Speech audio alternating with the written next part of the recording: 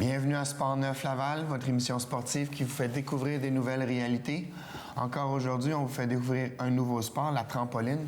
Donc, je pense qu'on a tous peut-être eu ou connu des gens qui avaient dans leur cour arrière une trampoline, mais là, on parle d'un tout autre dynamique et d'un tout autre sport. Je suis encore accompagné de mes experts, Thierry, Maryse, Anne-Marie. On va regarder aujourd'hui le sport dans le développement personnel, dans l'évolution et des différents défis qu'on peut rencontrer, tant comme athlète, tant comme individu. Donc, on lance ça.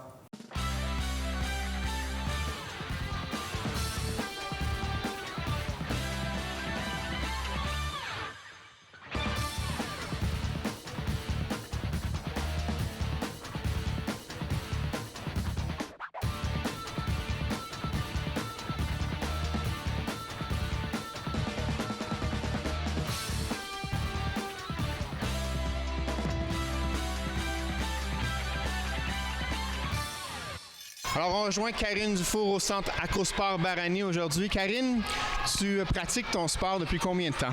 Depuis 14 ans. J'ai commencé quand j'avais 6 ans, puis maintenant j'ai 20 ans. D'accord. Donc toi, est-ce que tu as toujours été à Laval? Est-ce que tu as toujours été dans le même club? Oui, j'ai débuté ici même avant qu'il déménage à un autre bâtiment, puis après j'ai continué toujours ici. Donc ça, j'imagine, au niveau de la structure, au niveau du centre, ça a augmenté beaucoup en 14-15 ans? Oui, il y a plus de trampolines ici par rapport à l'ancienne place, puis c'est une belle atmosphère qui est présentée ici. Qu'est-ce qui t'a amené à accrocher à ce sport-là? C'est vraiment comme la sensation quand tu sautes dans les airs, t'es comme libre, mais tu contrôles en même temps les mouvements. Fait que t'es comme dans un manège, mais tu contrôles qu'est-ce qui va se passer dans le manège. Donc c'est toi qui lead le manège, c'est toi qui guide le manège. Oui, puis tu as à peu près les mêmes sensations que quand tu vas à la ronde faire un manège extrême. Parfait. Donc à 6 ans, est-ce que tu avais fait d'autres sports avant ou ça a été le premier sport dans lequel tu as vraiment embarqué? C'est le premier sport que j'ai fait, que j'ai embarqué, mais j'ai aussi joué au soccer en même temps pendant plusieurs années. Puis là, j'ai arrêté le soccer pour me concentrer juste sur la trampoline. Donc, depuis combien de temps est-ce que tu es seulement au niveau de la trampoline? Environ 4 ans. OK. 4 ans. Et donc, à ce niveau-là, depuis les 4 dernières années, ta progression, où tu t'es rendu avec ton sport? Bien, ça m'a permis de faire des championnats du monde comme pour éviter les risques de blessures aussi en jouant au soccer, parce que le degré au soccer augmentait aussi. Donc, j'ai évité les blessures. Puis bien, ma concentration, mon focus était sur une chose, donc ça m'a permis de bien performer au cours de ces années-là. Donc Karine nous mentionne comment, au début de sa carrière, au début de son sport en trampoline, elle faisait son sport, mais elle continuait de jouer au soccer, elle combinait les deux sports. J'aimerais vous entendre sur le phénomène de la spécialisation de nos jours. Je vais nommer le soccer ou le hockey, mais faire un même sport pendant 10 mois, 12 mois dans l'année, qu'est-ce que ça peut avoir comme impact au niveau du développement moteur des plus jeunes athlètes? C'est sûr que, rendu à un certain niveau, on veut peut-être se spécialiser dans un sport pour peut-être éviter les risques de blessures ou vraiment maîtriser beaucoup plus son sport, les techniques, mais quand on pense à des jeunes de 10, 12, 14 ans, il faut essayer, j'imagine, de mieux équilibrer, d'offrir les possibilités de faire d'autres choses, non? Tout à fait. Oui, donc c'est sûr que c'est important, surtout à un bas âge, de ne pas se focusser juste sur un sport. On va prendre par exemple le tennis. Frapper toujours du côté droit va amener une surutilisation, si on veut, du membre supérieur droit. La masse musculaire va augmenter, le contrôle va augmenter. Jusqu'à un certain point, on peut délaisser au côté gauche. C'est pour ça que c'est important. Je dis pas qu'il ne faut pas faire un certain sport tout au long de l'année, mais avoir d'autres choses, d'autres sports où on peut se développer. Parce que côté musculaire, côté croissance, ça peut avoir un impact. On sait qu'en bas âge, c'est très, très important. Ça peut avoir des impacts à long terme. À long terme. Donc, il y a vraiment cette préoccupation-là, tant au niveau du développement physique, de dire, bien, il faut équilibrer les deux côtés. Il faut musculairement, physiquement, voir à ce que la progression, le développement se fasse de façon continue.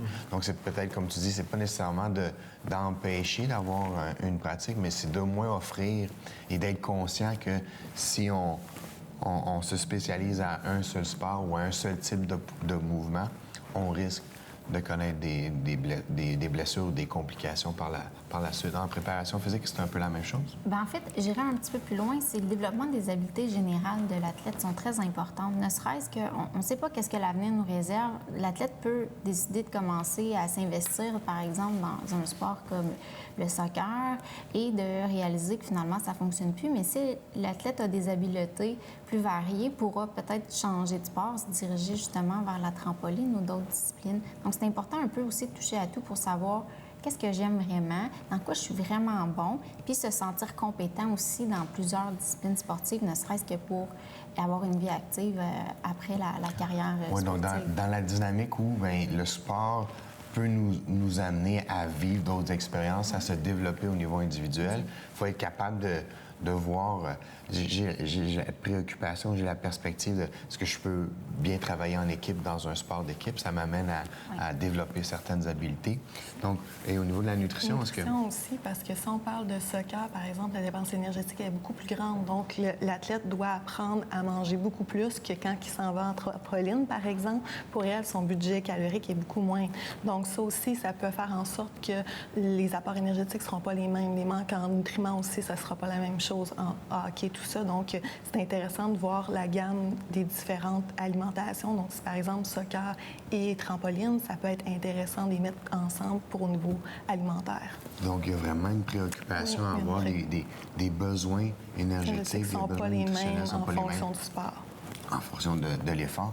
Mais il y a aussi l'élément, moi, je trouve que si je compare un sport d'équipe aussi, c'est apprendre des notions offensives ou défensives. Je peux les apprendre à jouer 5 sur une glace ou à jouer 11 sur un terrain de soccer. Donc, il y a aussi ces éléments-là. C'est que je peux me développer dans un sport de façon plus générale aussi.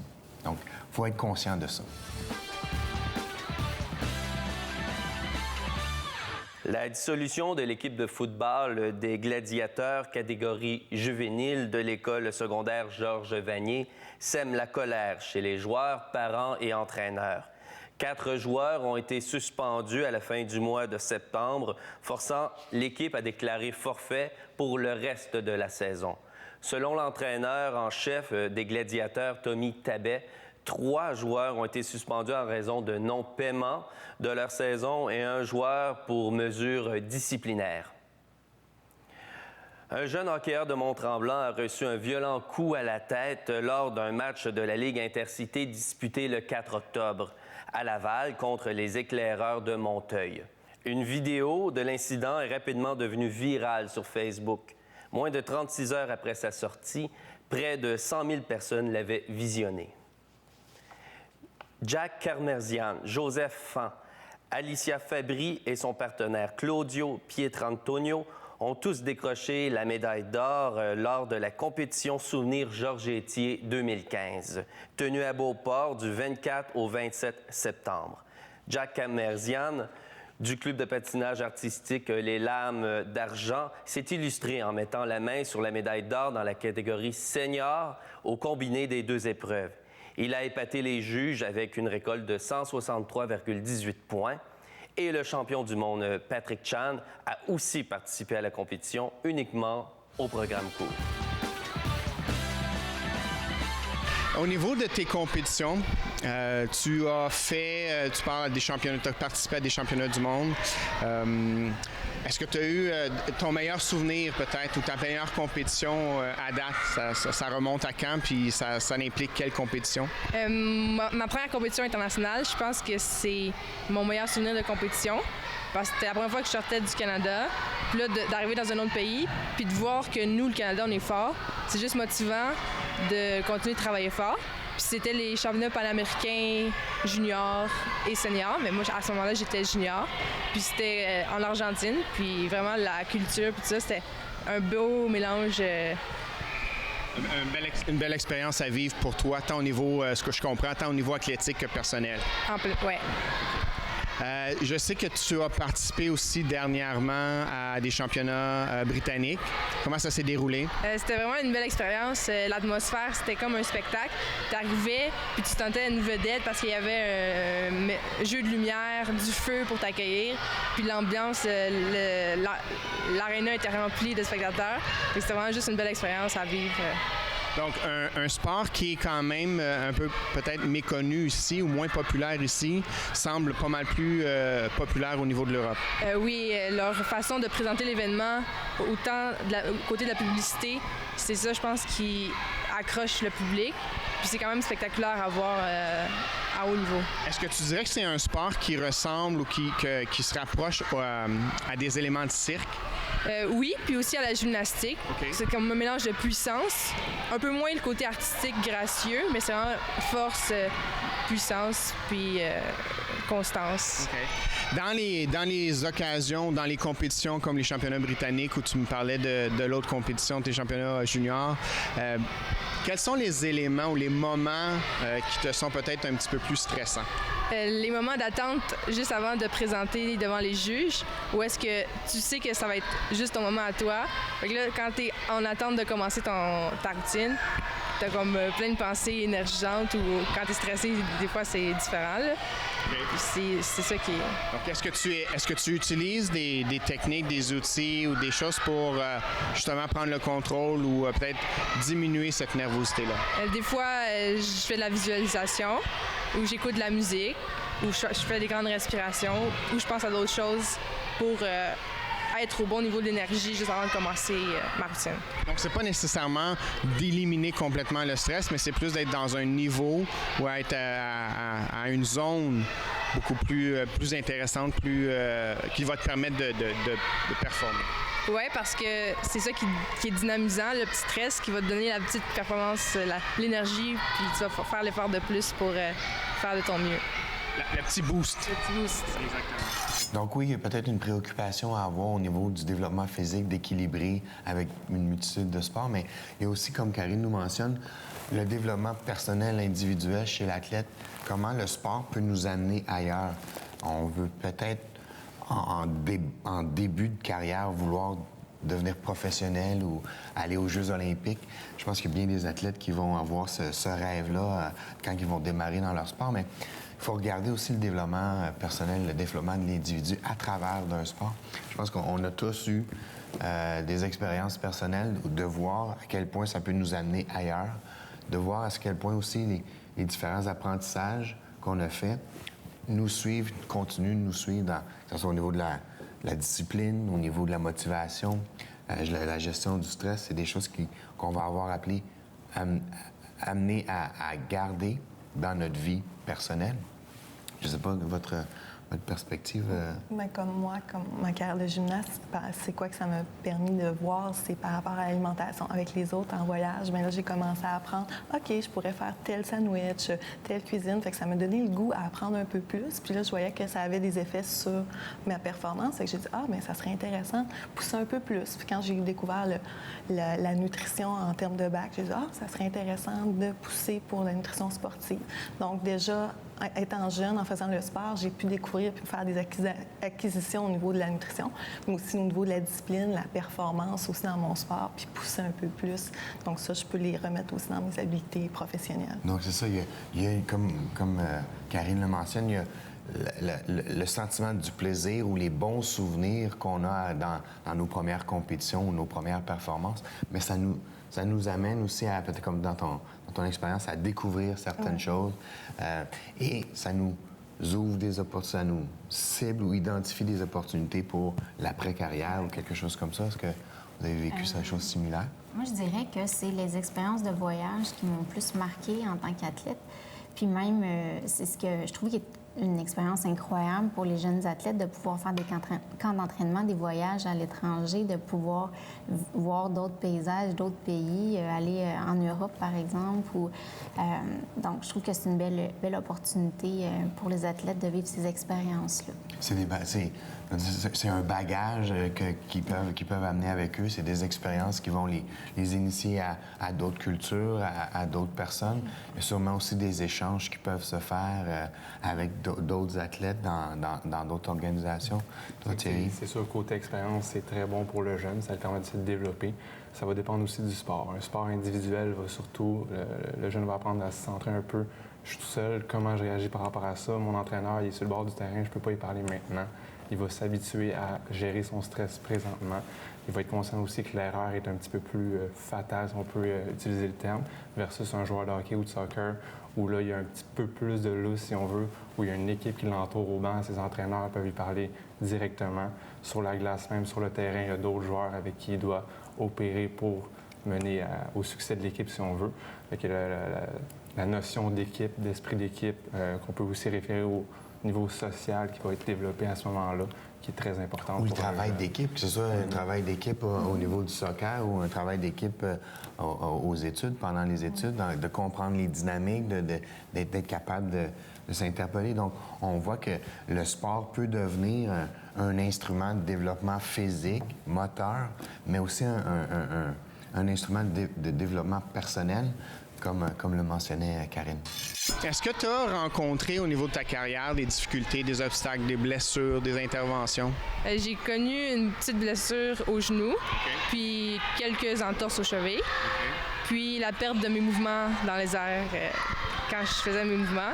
Puis ça, je pense que c'est lui qui a eu le plus d'impact sur ma motivation, puis la remise en question des fois. Là, parce que... Donc, tu me prends les devants. C'était ma prochaine question, c'est de voir à travers ces blessures-là ou ces pertes de mouvement-là, y a-t-il une baisse de motivation? Y a-t-il, à un moment donné, on se questionne à savoir, OK, ben je continue-tu? J'ai-tu le goût d'arrêter? Oui, des fois, tu as la remise en doute. Est-ce que je suis capable? Mais il faut que tu retrouves les raisons pourquoi tu fais le sport. Qu'est-ce qui fait en sorte que tu aimes ça? Puis à partir de là, tu peux dire, OK, ben c'est ça que je veux faire vraiment. Puis c'est ça qui te motive à continuer parce que tu sais que ça va pas être tout le temps comme ça. Mais il faut que tu fasses les efforts pour passer par-dessus. Comme en quelque sorte de rechoisir ton sport, de te rembarquer dans la discipline, dans l'entraînement, dans le travail, à travers ces difficultés-là. Oui, parce que dans le fond, faut toujours avoir le plaisir quand tu pratiques le sport. Puis si tu ne le trouves pas, tu trouves des façons de trouver des solutions qui te ramènent à avoir la joie de t'entraîner. Parce que c'est quand même... tu viens chaque semaine, 4 fois par semaine, 5 fois. Puis si tu n'aimes pas ça, bien, ça ne te rendra pas heureux. Donc, est-ce que tu dirais justement qu'un des éléments importants, que ce soit au niveau de l'entraînement ou de la compétition, c'est d'avoir le plaisir dans le travail? Parce qu'il n'y a rien de facile, hein, que ce soit au niveau sportif ou même au niveau scolaire, personnel, il n'y a rien de facile. Oui, toujours, parce que c'est ça qui va te garder la motivation de continuer de travailler fort et d'avoir des résultats. Donc, le moment le plus frustrant ou le plus décourageant, c'est quand on perd nos repères dans les airs. Tu as vécu ce moment-là. Où est-ce que tu te retrouves maintenant actuellement? J'ai retrouvé la plupart des mouvements que j'avais perdus, mais j'ai encore comme quelques hésitations parfois avec un mouvement en particulier. Puis sinon, la confiance, ça remonte graduellement. Puis c'est vraiment plus agréable de sauter à ce moment-là. Au niveau de la confiance, tu mentionnes la confiance. Qu'est-ce que tu penses? Est-ce que c'est cet élément-là qui est le plus important pour bien performer? Je pense que oui. À la base, ça prend un athlète qui est confiant, sinon... Oui, parce que rendu en compétition, l'aspect technique, il prend plus beaucoup de place par rapport à la confiance. Si tu as la technique en entraînement, mais qu'en compétition, tu es comme « Oh non, je serais pas capable », bien, c'est sûr que tu vas descendre par rapport au calibre de ce que tu peux performer.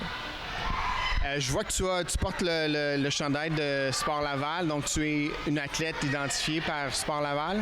Oui. Quels sont les avantages ou quels sont peut-être les services auxquels tu as droit ou qu'est-ce que ça t'a apporté, cette reconnaissance-là? On a eu un financement pour la préparation physique. On avait le choix aussi entre nutrition ou préparation mentale. Puis j'ai choisi l'année passée préparation physique comme service. Okay. Puis là, cette année, il apporte des nouveaux soins, comme des tests de motricité, je pense. Donc, à ce moment-là, encore d'autres services avec lesquels tu vas pouvoir aller chercher peut-être une amélioration au niveau de ta préparation physique, au niveau de ta nutrition, au niveau de ta préparation mentale? Exactement. dis-moi, quels sont les objectifs que tu as? Vers quoi tu t'es qualifié? Est-ce que tu as un rêve que tu veux réaliser? Bien, la semaine passée, j'ai appris que j'allais faire partie de l'équipe des championnats du monde senior en double mini trampoline qui ont lieu dans 2 mois au Danemark. Donc, c'est mon objectif prochain de travailler fort là-dessus pour performer du mieux que je peux. Donc, une belle compétition qui s'en vient pour toi. Après ça, est-ce que tu as un autre objectif, peut-être au niveau scolaire, au niveau personnel? Ce serait de pouvoir concilier université, entraînement, toujours en gardant un bon degré dans les deux, parce que c'est important de performer dans les 2 sphères. J'imagine que c'est un défi qui est important, autant au niveau qu'on puisse performer, on puisse progresser au niveau sportif, rendu au collégial, rendu à l'université, le volume d'études est aussi important où on augmente aussi le volume de sport, là, au niveau si on veut performer à des championnats mondiaux ou quoi que ce soit. Donc, comment est-ce que tu arrives à gérer tout ça? Une super bonne organisation parce que l'école, ça prend beaucoup de temps. Les entraînements, ça prend beaucoup de temps. Mais quand tu veux vraiment quelque chose, tu trouves les solutions pour y arriver. Puis ça te donne juste plus de motivation de faire tes devoirs maintenant pour dire OK, là, je vais pouvoir m'entraîner. Puis ça me permet de ne pas avoir trop de retard puis d'être à jour dans mes... Parce que j'imagine aussi qu'avec les compétitions, il y a toute cette période à l'extérieur-là, il y a ces absences-là qu'il faut que tu reprennes au niveau scolaire. Oui, mais j'ai des amis dans ma classe qui m'aident avec les notes de cours. Donc pour ça, ça m'enlève un stress. Comme ça, je sais que je vais pouvoir me référer pour leur poser des questions. Puis les profs sont disponibles aussi pour répondre aux questions. Donc un bon support aussi au niveau scolaire qui te permet de voir à pouvoir réaliser ces éléments-là. Oui, en plein ça. Donc, souvent, on souhaite progresser, souvent, on veut aller plus loin au niveau de notre sport, mais ça peut aussi représenter des défis. On le mentionnait un peu plus tôt. Le sport devient, en quelque sorte, un outil avec lequel on peut se développer personnellement, individuellement. Et on a souvent aussi un à côté à notre sport, soit nos études, le travail. Donc, ça amène certaines complications, ça amène une charge peut-être plus importante que si j'avais simplement à gérer mes études. Donc, dans la réalité d'un athlète étudiant, dans la réalité d'un sport-études, dans la réalité aussi où je débute dans ma carrière sportive, c'est peut-être plus facile de gérer un horaire de 5, 7, 8 heures d'entraînement.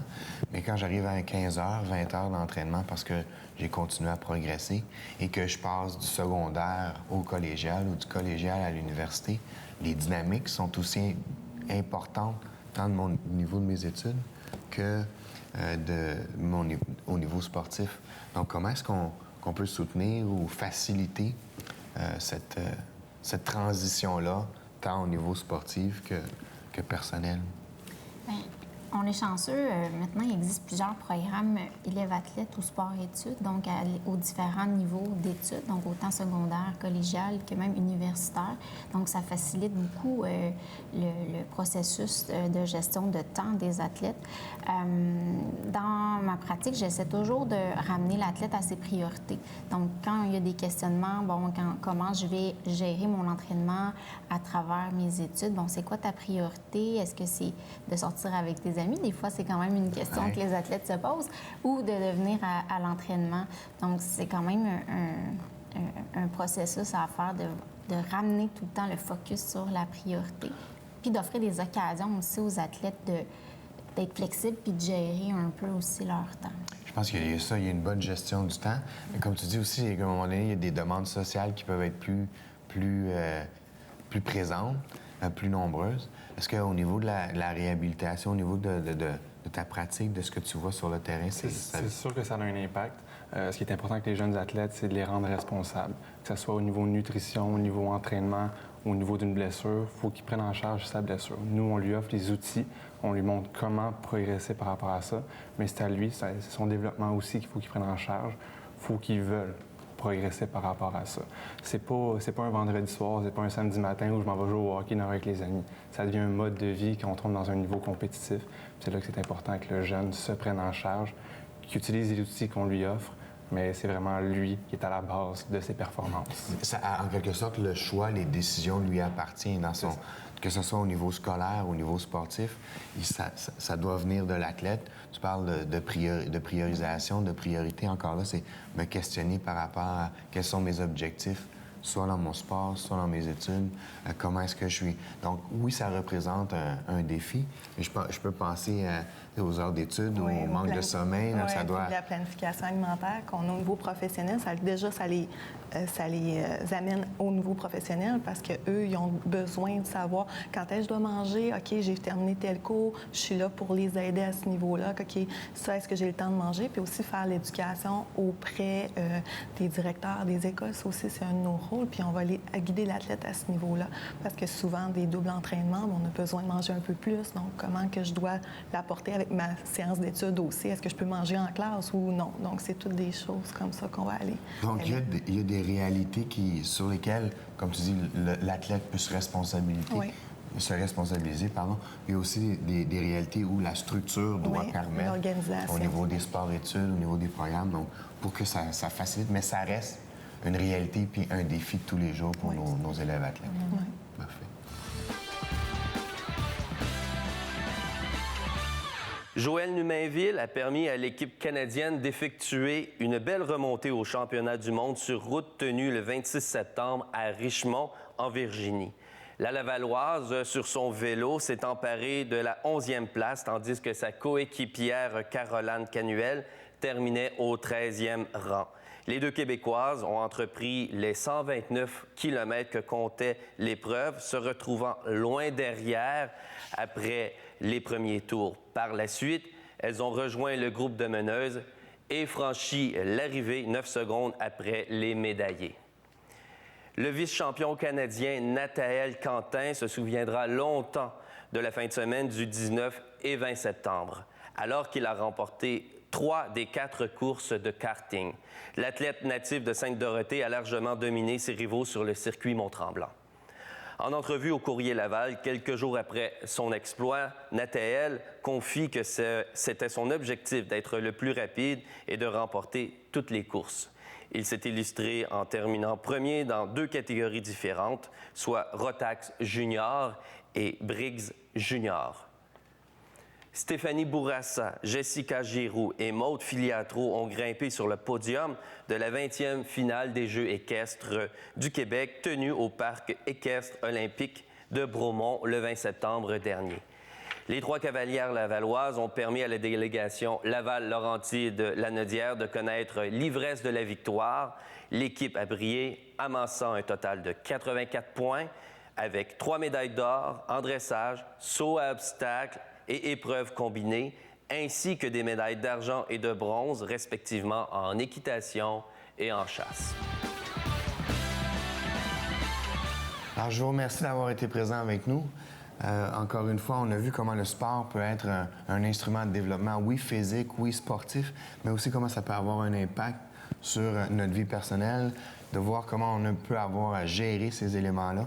Je remercie aussi Karine de nous avoir fait découvrir son sport, la trampoline, nous avoir aussi parlé de peut-être un petit peu plus ses réalités personnelles, ce qu'elle a vécu, ce qu'elle a compris à travers de son sport. Je vous remercie, vous, d'avoir été présents. Je vous invite, si vous avez des questions à nos experts, n'hésitez pas, visitez notre site ou encore via Twitter, @Sport9Laval, sport avec un S. Donc, je vous souhaite une bonne semaine et on se revoit la semaine prochaine.